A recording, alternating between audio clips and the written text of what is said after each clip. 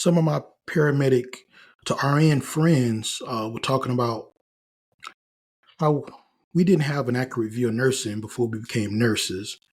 And we all moved around to different units before finding our fit. Some of us still haven't found it. For me, I have experienced because I've moved around to the ED, step down, critical care, surgical services, endoscopy, care coordination, and case management.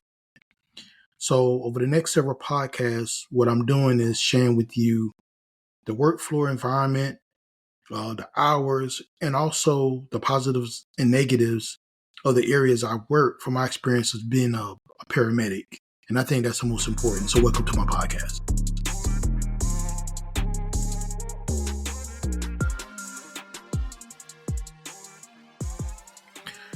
In school, I recognized that a lot of the nursing assistants or people who had experience in the hospitals, they already knew exactly where they wanted to go, but we didn't. And that led me to kind of move around. And one of the first jobs I got was in a step down unit. And I think I mentioned this in previous podcasts that, when doing your last semester of nursing school is when you want to kind of start locking down your new grad position, your new grad residency. And I interviewed with several EDs and I didn't get a position. And and the well, I ain't gonna say didn't get a position because I had an ED I could go to, but the problem was it was where I was doing my clinicals at, which was like an hour and a half from my house. But I live, where I live, there's like three hospital systems and three level one trauma centers within a 45-minute drive of each other. So I kind of felt like it wouldn't be too hard to get a ED position here, but that just wasn't the case being a new grad. Even though I was a paramedic with new grad experience, being a new grad with paramedic experience, it just didn't, my cards didn't play out. So I really took the first job that I could get, and it wound up being a cardiac step down unit. So I wanted to kind of talk about my experience on that unit because I didn't stay there long at all. I really figured out that it wasn't really a good fit for me. But I will tell you my experience on that unit, and it maybe be a good fit for you. But like I said, it was my first nursing job. And so what is a step down unit and in relevance into, the hospital system? So you got three types of acuity. You usually have low acuity, medium acuity, and you have high acuity. So you probably heard the term med surge. Med surge stands for medical surgical unit. And the medical surgical unit is low acuity, and the patients are there usually either inpatient or observation status. The observation status mean they probably being watched overnight and may DC the next day or the next couple of days. Inpatient mean they're going to have a little longer stay. So there's certain criteria that fit observation, certain criteria that you have for inpatient. But the main thing you need to understand is that these patients are not critically ill, meaning they have a low acuity. Now, if they get sicker, they can upgrade to either step down unit or to the ICU. So the ICU is really the critical. That's the critical care. That's the critically ill, which we call high acuity patients. So usually what happens is sometimes you might get a patient that may be ICU status, and maybe they get a change in condition, they start to get better, then they may bring them down to a step down unit, or they may even just admit them to what we call a floor unit, which is med surge. So the step down unit is the difference between the med surge and the ICU, meaning they don't have the highest security and they don't have the lowest security. They're kind of like in the middle. For example, they may be on a PCA pump, or they may be telemetry, meaning they're kind of monitoring their EKG rhythm, their heart rhythm, or they may be on certain cardiac drips, which may cause them to be step down status. But typically, they won't be on any pressors. Well, they won't be on the pressors if they on step down unit. If they don't need any pressors, they will have to be ICU status. So, what was my workflow? Well, my workflow kind of varied. Usually, it's fast paced, slow paced, then fast paced again. It really just depends on the mixture of patients you have. My ratio was 1-3, and that's pretty typical of a step down unit. Typically, you won't have more than that. Now, I've seen some step down units to where maybe the ICU was kind of overcrowded and they may be holding ICU patients in a step down, which if you are qualified to take care of that patient, usually you'll be oriented to an ICU and your ratio may break down to 1 to 2 units because usually on the ICU it's usually 1 to 2 or usually even 1 to 1. So, what was my day like, or how's everything set up? So, usually when you get in the morning, you usually do a usually do your reporting. So the outpatient nurse is kind of giving you a full overview of what went on the night before the patient, why they admitted, the cold status, and anything that changed in their condition overnight. So usually you have a full assessment at 8 o'clock, you do a full assessment at 12, and you do a full assessment at 4 o'clock.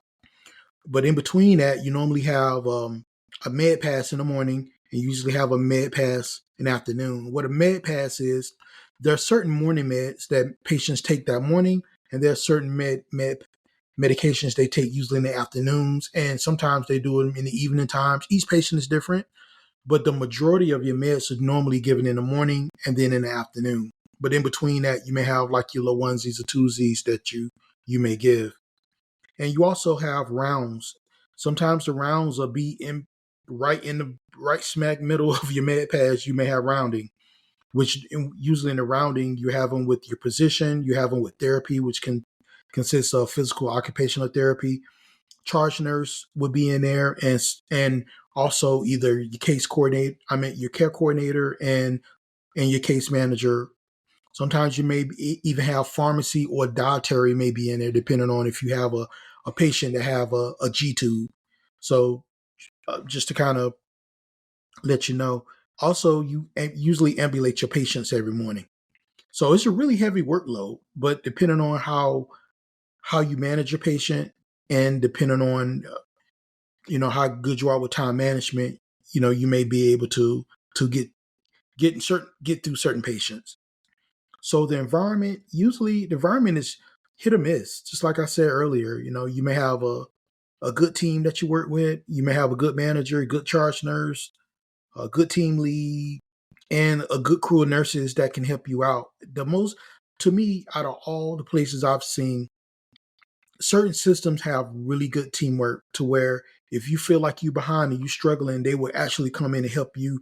Or certain places may have really good nursing assistants to where they can take a really heavy load off you. And so it just really kind of depends. The hours, usually the hours are 12-hour shifts with, as I mentioned, on calls, just depending on how staffed you are. If you have more on call than not. But my schedule was, I had 2 weeks I was on days and 2 weeks I was on nights. So it was a flip flop schedule, variable alternating schedule, which sucked. I ain't gonna lie to you. So what are some of the positives and what are some of the negatives? I think being a paramedic working on these units. One of the positives I think is if you want to go to the ICU, then this is a good place to get your start. So then that way you don't be overwhelmed on the ICU. The ICU is, like I'm gonna talk about, can be really overwhelming if that's your first place you start. It's not because the patients are sick, it's understanding the different medications and as a street 911 paramedic, you're going to enter a whole another realm of medical that you may not be aware of. Also, another positive is that I was already ACLS, I was already had PALS, and I was experienced in doing IVs where most nurses were not experienced. That can kind of uh, be a good thing, and that can kind of be a bad thing because I wound up doing IVs for a lot of nurses, which I was glad to help, but it also took away from my time with my patients too. Another positive is that you already have good assessment skills, but there's a caveat to that. Floor nursing takes a different type of assessment, and that can kind of go into the negative side too. because floor assessments isn't the same as ED, nursing, paramedic assessments. When you're doing a floor nursing assessment, I mean, you going into asking, do you have a healthcare power of attorney in place? Who's your emergency contact? What do their skin look like?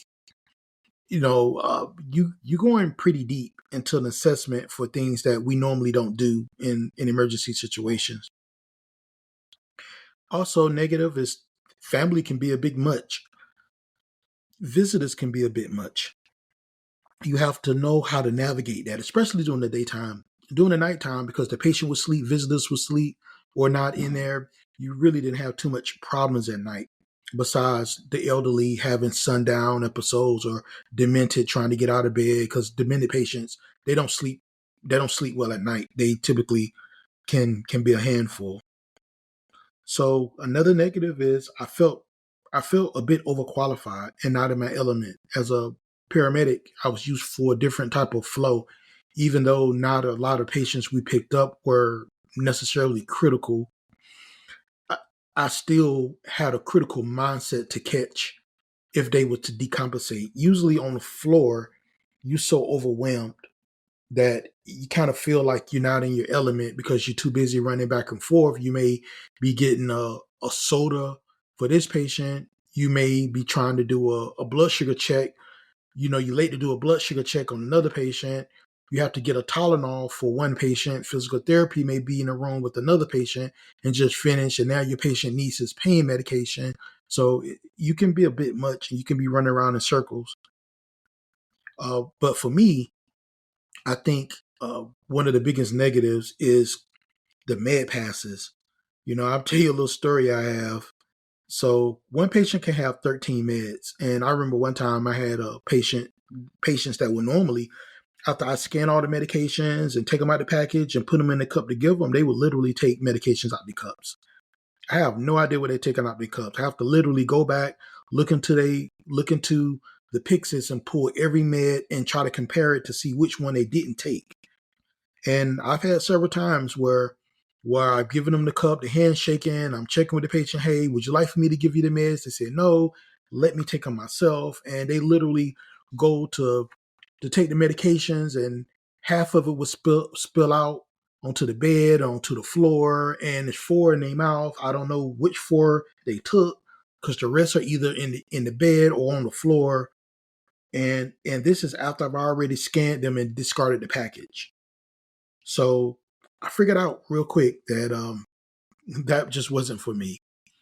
So I just wanted to kind of give you an idea of what it is like working on a nursing step down unit, and hopefully I didn't put too much of my biasism in it, and you can see if it's for you or if it's not. But just want to kind of give you a good look. But thank you guys for joining, and again, I'll see you guys next episode. Take care. As always, hey, make sure you guys follow me on Instagram at Paramedic2 RNFO. Remember the number 2.